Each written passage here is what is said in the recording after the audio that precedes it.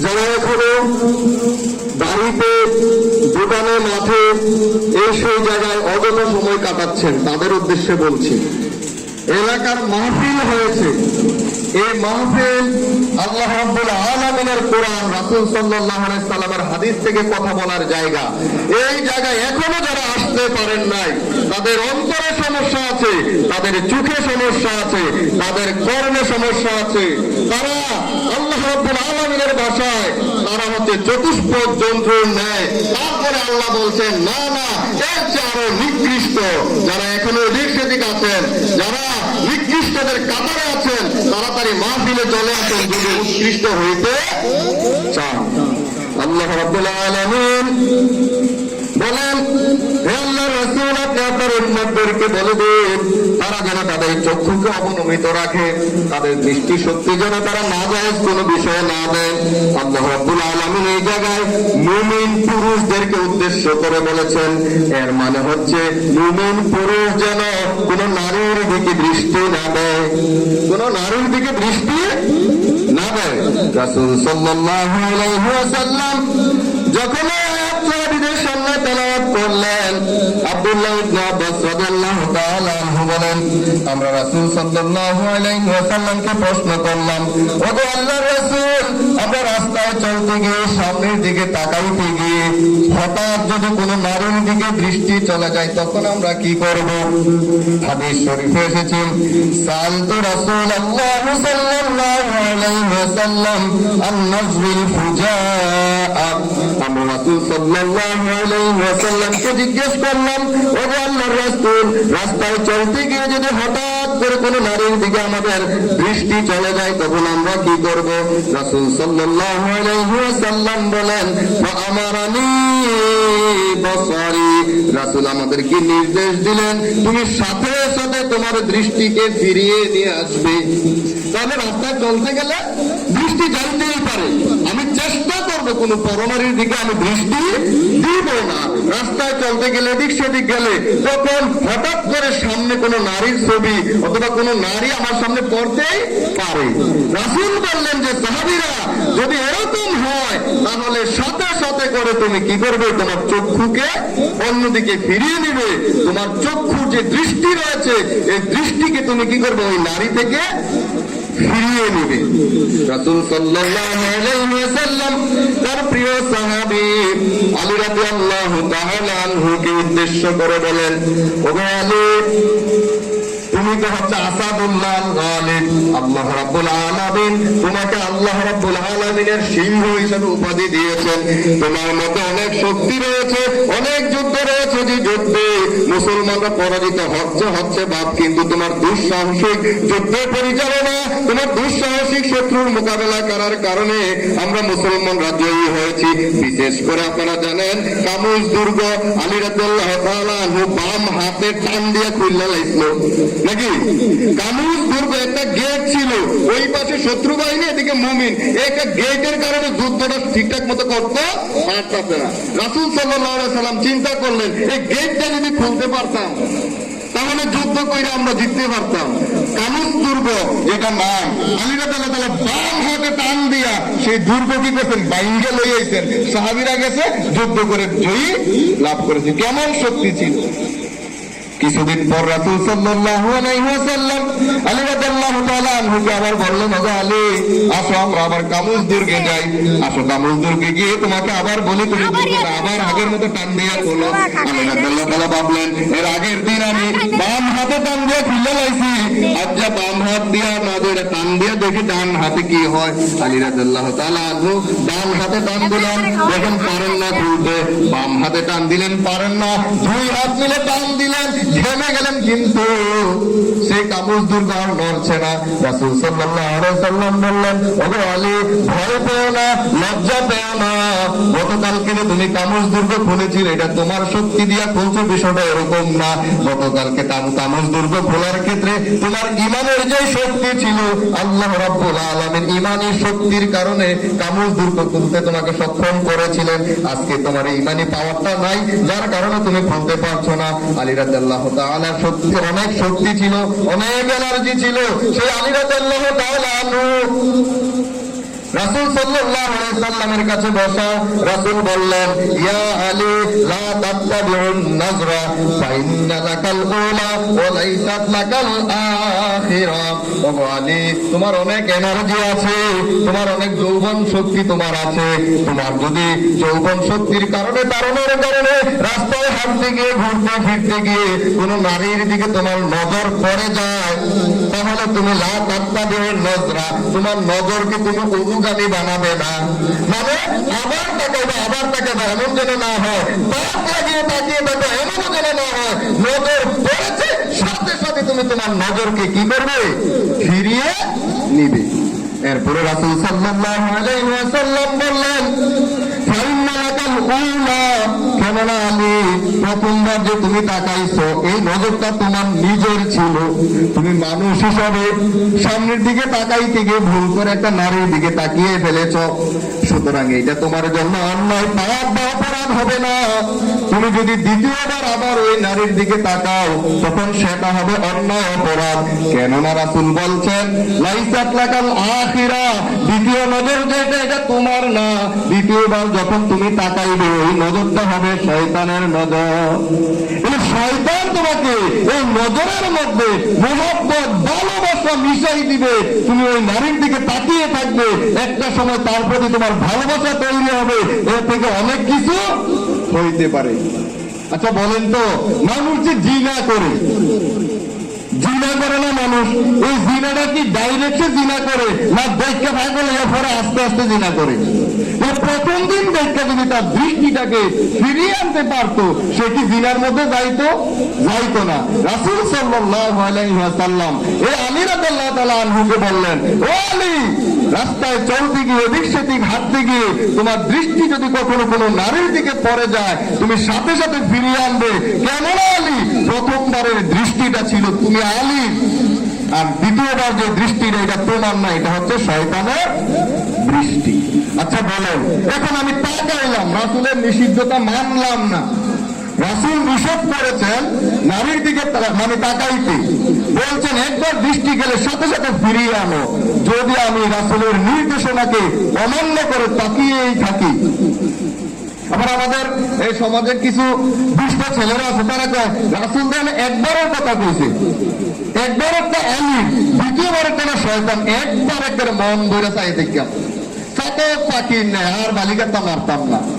না, বলছে তোমার মনে যেন তার প্রতি প্রেমের টান তৈরি না হয়, ওই যতটুকু তাকাইলে টান তৈরি হবে না ততটুকু পর্যন্ত তাকানো জায়েজ আছে, এর বাহিরে তাকানো কিনা জায়েজ নাই।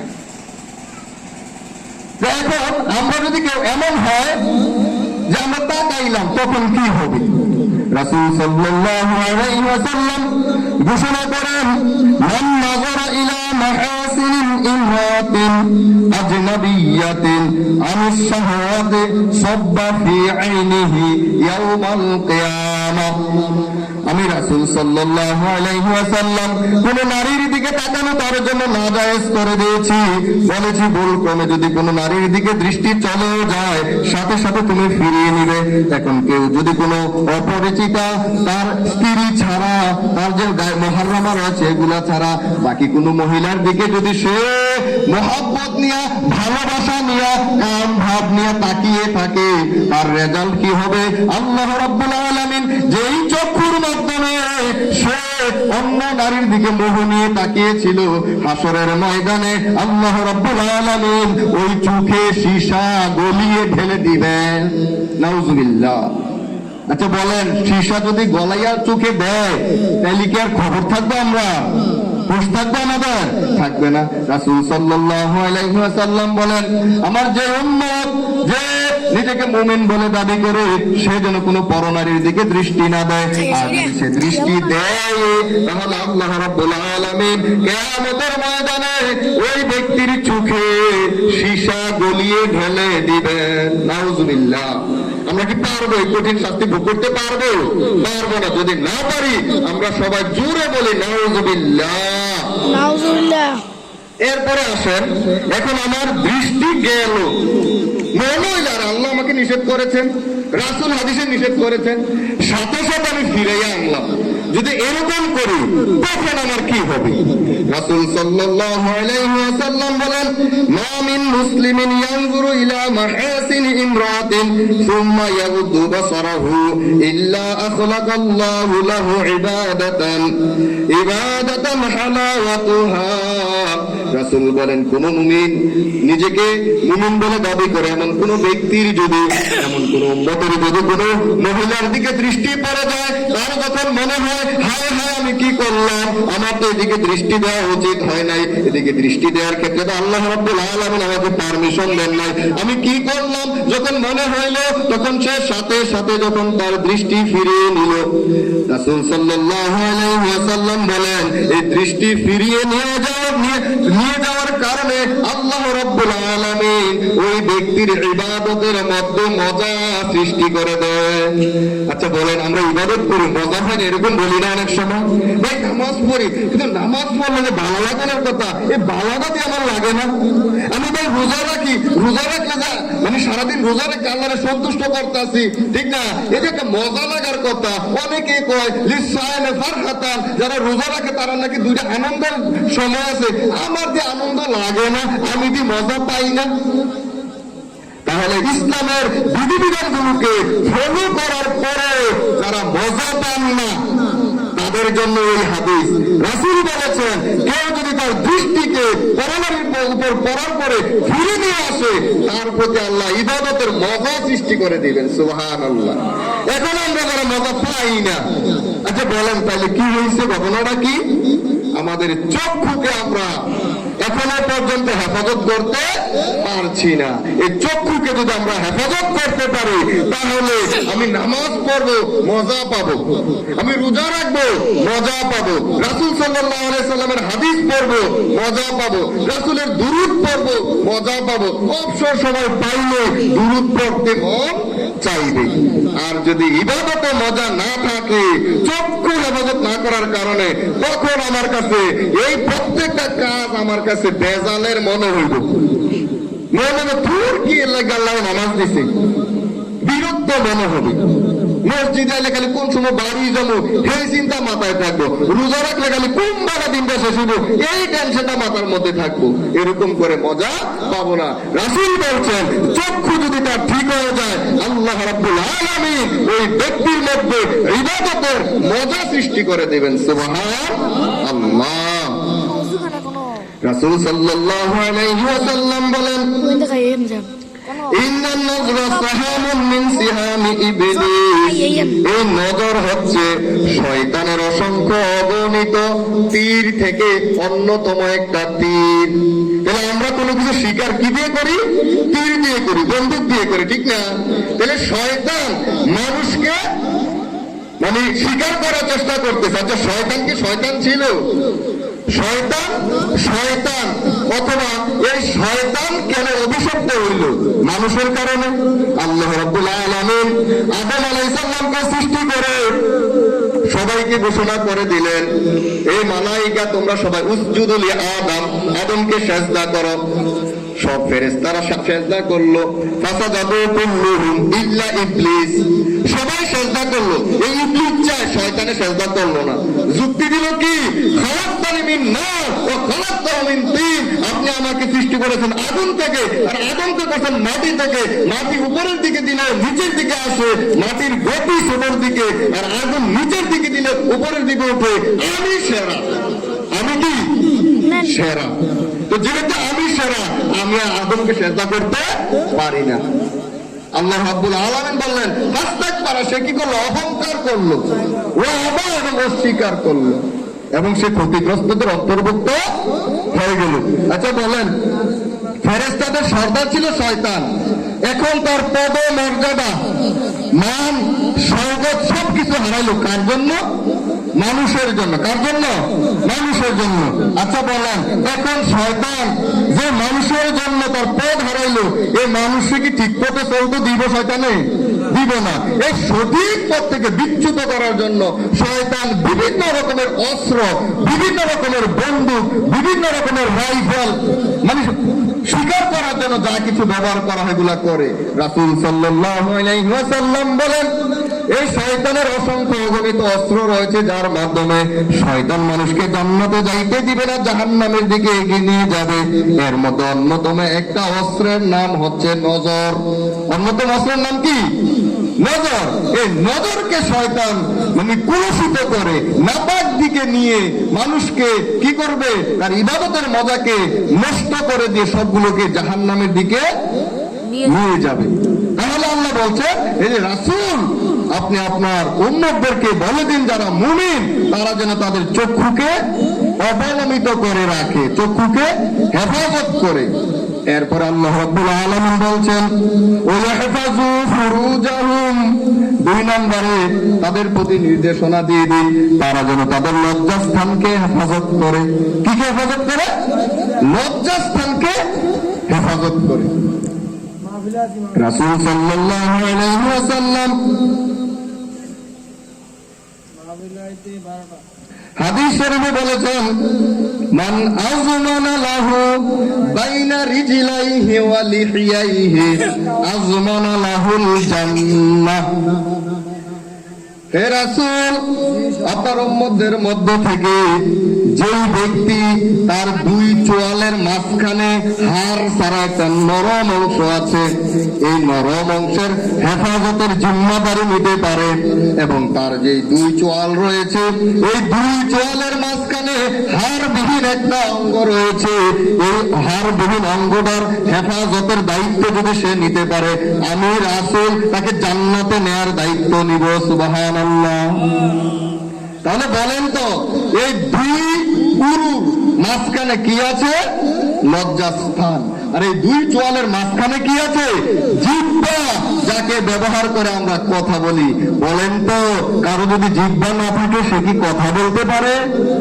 আল্লাহ রাব্বুল আলামিন যেই বান্দাকে সুস্থ একটি জিহ্বা দিয়েছেন, যেই বান্দাকে একটি সুস্থ একটা লজ্জাস্থান দিয়েছেন, এই 2টা নরম জায়গা যদি কেউ হেফাজতের দায়িত্ব নিতে পারে, আমি রাসূল তাকে জান্নাতে নেয়ার দায়িত্ব নিয়ে গেলাম। সুবহানাল্লাহ। আল্লাহ রাব্বুল আলামিন পবিত্র কোরআনে ঘোষণা করেন, লা ইয়ালফিজু মিন কাওলিন ইল্লা লাদাইহি রাকীবুন আতীদ। হে রাসূল, আপনি আপনার উম্মতদেরকে বলে দিন তাদের মুখ থেকে এমন কোন শব্দ বাহির হয় না, এমন কোন সাউন্ড তারা করে না, এমন কোন কথা তারা বলে না যেগুলোকে আমি ফেরেশতাদের মাধ্যমে লিখে রাখি না। তাহলে আমরা যা কিছু এই ছোট্ট জিহ্বাটাকে ব্যবহার করে বলছি, যা কিছু ছোট্ট জিহ্বাটাকে ব্যবহার করে আওয়াজ করছি, সব কিছু আল্লাহ রাব্বুল আলামিন ফেরেশতাদের মাধ্যমে কি করতেছেন? লিখে রাখতেছেন। আল্লাহ রাব্বুল আলামিন বলেন, কিরামান কাতিবিনা ইয়ালামুনা মা তাফআলুন, কিরামান কাতিবিনা ইয়ালামুন। আমি তাদের 2 কাঁধে ফেরেশতা সেট করে দিয়েছি, এই ফেরেশতারা তোমরা যা কিছু করো সব কিছু লিখে রাখতেছেন। দুনিয়ার মধ্যে ফেরেশতারা লিখে রাখতেছে, আমরা যখন মৃত্যুবরণ করব, হাসরের ময়দান যেদিন বিচার ফয়সালা কায়েম হয়ে যাবে, আল্লাহ রাব্বুল আলামিন ঘোষণা করবেন, ইকরা কিতাবাকা কাফা বিনাফসিকা ইয়াউমা আলাইকা হাসিবা। ও আমার বান্দারা, এই দুনিয়ায় চলতে গিয়ে তোমরা যা কিছু করেছো সব কিছু ফেরেশতার মাধ্যমে আমি লিখে রেখেছিলাম। আজকে তোমার আমলনামা এখানে পেশ করা হলো, তুমি নিজে পাঠ করে দেখো তুমি কি জান্নাতে না জাহান্নামী। ওই দিন আমরা যখন পাঠ করব, আমরা দেখব এই জীবনে জাররা থেকে সাররা, ছোট থেকে বড় এমন কোন কাজ নাই যে এই কাজটা ওই জায়গায় লেখা নাই। তখন আফসোস করে বলবো, ইয়া লাইতানি, হায় আফসোস, হায় আফসোস, লা ইউগাদিরু সগীরাতান ওয়ালা কাবীরাতান ইল্লা আহসাহা। হায় রে হায় রে হায়, এ কেমন আমলনামা, যে আমলনামায় জীবনে লুকিয়ে লুকিয়ে অনেক কাজ করেছিলাম, দুনিয়ার কেউ লেখে নাই, আজকে যে এখানে সবকিছু সুন্দরভাবে লেখা রয়েছে। জীবনে ছোট এমন কোনো কাজ করি নাই যেটা এখানে নাই, জীবনে এমন কোনো বড় কাজ নাই যেটা এই জায়গায় নাই। ওই দিন আফসোস করলে কি আর লাভ হবে না? দুনিয়া আমাকে কি করতে হবে? আফসোস করতে হবে, নিজেকে চেঞ্জ করতে হবে। যদি চেঞ্জ করতে পারি তাহলে আমরা জান্নাতে যাইতে পারবো।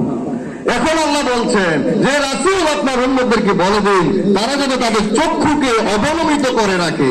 আমি যার প্রতি দৃষ্টি দেয়া হারাম করে দিয়েছি ওই দিকে যেন তারা দৃষ্টি না দেয়। 2 নম্বরে বলেছি তারা যেন তাদের লজ্জাস্থানের হেফাজত করে।